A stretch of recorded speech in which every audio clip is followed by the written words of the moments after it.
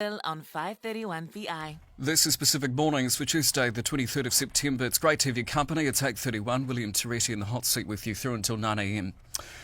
Now, New Zealand has nearly 3 times as many ministerial portfolios as most comparable countries. 81 portfolios, 28 ministers, 43 departments. It begs the ultimate question: is our government system bloated, costly and confusing? A new report, Unscrambling Government, Less Confusion, More Efficiency, would argue yes. We're joined by co-author Partridge from the New Zealand Initiative. Thank you very much for your time. Thank you for having me, William. Look, let's first go there with the findings of the report. Well, we've as you've said, we've created one of the most complex systems of government in the developed world. Most countries that look like us, 5 to 10 million people, even bigger countries, have about 15 to 20 ministerial portfolios and about 20 government departments. We've sliced and diced our ministerial responsibilities so that we've now got over 80. And we've got 43 government departments. A picture tells 1,000 words, which is always difficult on radio. But if you draw an org chart of executive government in a country, let's say Norway or Ireland, and you put on the left-hand side ministerial portfolios, and then departments, and then ministers, the lines line up. Education minister, education department, education portfolio. So you've got a whole lot of horizontal lines. Sure. In New Zealand, it looks more like a bowl of spaghetti. 81 portfolios. Some departments, like MB, report to 20 ministers. No one would have designed an organisation with 20 masters. Some policy domains, like housing, important ones for New Zealanders, are the responsibility of for between 6 and 12 ministers.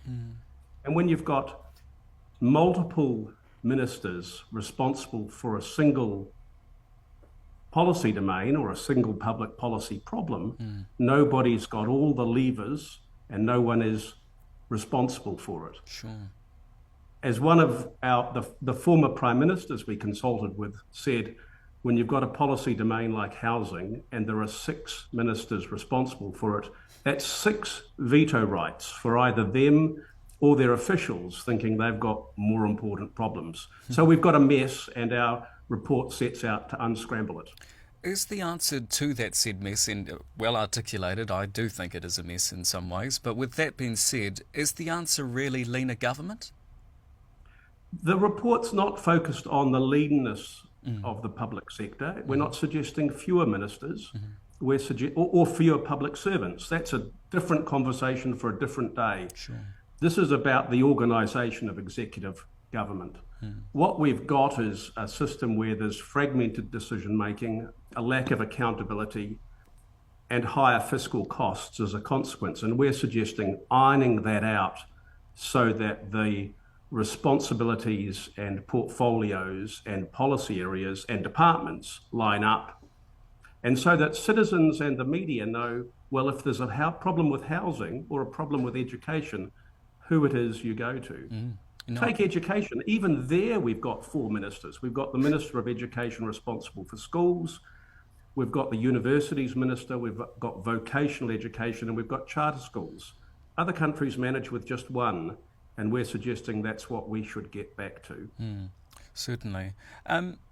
Perhaps a facetious question to ask, but is it really a failure of leadership and not structure? I think it's as with so many things in New Zealand, it's a failure from neglect. Right. I think successive governments and successive prime ministers, going back to the early 1990s, have dealt with issues of perhaps coalition negotiations. Certainly the fragmentation has been turbocharged by MMP. So rather than pass on a portfolio to a coalition partner, you slice off a piece of an existing portfolio and give it to the coalition partner, and don't pay enough attention to what the consequence is. And what our report does is step back and say, well, look where we've ended up. No one would start from scratch and design an organisational system for executive government that looks like ours it's time to take a pause and have a rethink and straighten things out. Ireland and Norway often set as examples. I mean, they may run leaner cabinets for sure, but I suppose, doesn't it, it wouldn't work with our coalition politics, would it? Well, both Ireland and Norway have a long history of coalition governments, so their leaner model can work with our style of government. It just requires a will to do that, and what we're suggesting won't end up with fewer roles for ministers. It will just organise them better. And one of the crucial pieces, while we say 15 to 20 is about right for cabinet, our cabinet's 20. It's not too, cabinet size is not too dissimilar from other countries. Ireland has a constitutional cap at 15. Norway has 20 ministers across 17 departments. Singapore has 18 ministers across 16. So 20 is not too far out of whack. Where we've gone wrong is in slicing and dicing the ministerial portfolios. So there's a little bit of this and a little bit of that. And so a minister like Judith Collins ends up in charge of defence, the Attorney General, space, science. Has she got science? Rather than having one coherent responsibility for which she can take charge and become truly expert. I see the point you're making. In terms of junior ministers, right, I believe that's what was proposed in this. Some would argue, isn't that just kind of retitling things or hiding the sprawl under a different name? What do you make of that? Yes, well, that's a fair question. I think the short answer is it's not, because what you end up with is 15 to 20 budget-holding senior ministers or cabinet ministers, and the ability for them to delegate a part of their portfolio to a junior minister. And so who is in charge of the whole education pipeline or housing. It's the senior cabinet minister. So the senior minister maintains overall responsibility, but can delegate a piece, perhaps an important piece, to a junior minister. And so all of the countries that have well-organised systems of executive government that we looked at adopt this system of senior ministers and junior ministers. And one of the nice things about that, it helps with the realpolitik, if you like, of coalition government, because it means you've also got enough roles to keep everyone happy. Sure. Look, just finally on this, and you have pointed out already that it's looking at the mechanism and the structure of, ministries or ministers, for example. I suppose just broadening the question out a bit more, isn't the real risk that this idea of efficiency, some would argue, is really austerity? Fewer ministers, fewer checks, less public accountability. What do you make of that particular argument? Well, it's not about any of those things. We won't end up with fewer ministers. We just won't have them looking like a fruit salad. And we'll have greater accountability, and we will end up with more efficiency because decision making will be easier. There are, you're right though, a lot of other issues to think about when it comes to the efficiency and the performance of the public sector. And so this report's not a panacea. Sure. Some of those issues include how we measure the performance of the public sector. It's always seemed odd to me that the big reporting day for the government is the budget day, how much it's going to spend. Sure. And if you think about a company's big reporting day, its annual shareholders meeting, it's how it's performed, not what it's going to spend in the next year. So we need to think a lot more about what our government's achieving rather than focusing just on what it's spending. Yeah, totally. We've also got to think about whether it's got the right level of expertise, and we've got to think about the right size of executive government. But this report's not about any of those things. Sure. It's just about lining things up so that we've got better systems of accountability and more coherent decision-making pathways. And very encouragingly, after some discussions with Chris Hipkins, who looked over a draft of parts of the report, it was great to hear him on radio saying he's got a lot of sympathy for the recommendations in the report. So I don't think this should be politically non-partisan. Sure. It's about how we organise and the lines of accountability for executive government. Look, I just want to shift attention now. It's well publicised that the Public Service Commissioner is looking at perhaps efficiencies. One of the ideas suggested is folding smaller ministries like Pacific peoples, ethnic communities and women into larger departments. What's your view on that? Well, we recommend that course. We've got 43 government departments or 43 ministries, and then a whole collection of Crown entities beyond government departments. Mm-hmm. When you look at other countries, even bigger countries like Australia, most of them have about 20.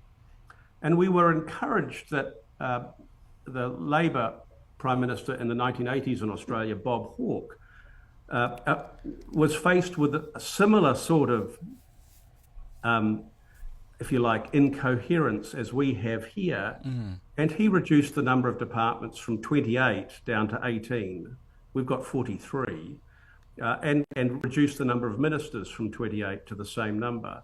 And those reforms have stuck. So Australia has stuck with a consolidated number of ministries, rather than having a whole lot of subscale ministries, each with their own chief executive. So you have the opportunity then to build up policy expertise rather than fragment it. Yeah. On the other hand, you don't want to end up with a group of MBs, Ministry for Business Innovation and Employment, where you've got one ministry which is a sprawling behemoth reporting to 20 ministers. So there's a balance to be struck. Sure. I mean, just obviously for our audience, the context, particularly interested in the Ministry for Pacific Peoples, I mean, merging that into a larger department, do you see that working in practice? I mean, there's that argument to be had that perhaps voices of smaller communities would get lost in the big machinery of larger departments. Well, you'd still have somebody within the department responsible for Pacific peoples, but you'd have you might even have an entirely separate group within the department looking at the voice of Pacific peoples. In fact, I suspect you would have. Okay. But you'd have one Minister for Communities able to take a holistic view across the issues that are facing communities generally. Sure. And doubtless there are some commonalities. It's not my area of expertise, so I can't attest to that, but you can imagine that would be the case. Yeah, and again, that leads into my question. In some ways, you've answered it. But where would MPP sit within a larger government department? Do you have an idea, or would you make a recommendation? Well, our proposal was to follow similar countries and have effectively a Home Office department, which would cover communities and arts and culture and probably immigration as well. So, in a sense, all of the national identity functions brought together in one department. I see. Look, in general, this isn't specifically to MPP anymore, but I suppose, is there evidence out there that suggests that merging agencies actually does deliver better outcomes for people on the ground? There's evidence that less fragmented decision-making improves efficiency and outcomes, yes. Okay. And there's also evidence that the more fragmented the ministerial positions are, the more costly government is. And you can understand why. Yeah, certainly. There's also that real risk, perhaps, that efficiency comes at the cost of visibility. Now, I'm not one that gets into such ideas, but, that Pacific Māori or ethnic issues slip even further down the priority list. Is that a valid argument? I don't think so. I can understand why Pacific peoples might want their minister. I absolutely can understand it. Stepping back, what we were doing is looking at the big picture. And the big picture is that a fragmented system of government like ours leads to less accountability, more cost, and problems with solving some of the country's biggest public policy problems, which are common across communities: the quality of the education system, the quality of the health system, the quality, the availability of affordable housing. So we're really stepping back and saying, well, we're beset with some really gnarly public policy challenges in New Zealand. How can we help get government into the right shape to tackle them? And every community will benefit from that. I like there's a line in the report, if everyone is responsible, no one is accountable. If that's the problem now, I mean, how does putting, say, Pacific peoples under a mega ministry solve that? And I know it's two different contexts, but I'm trying to marry the two, if you will.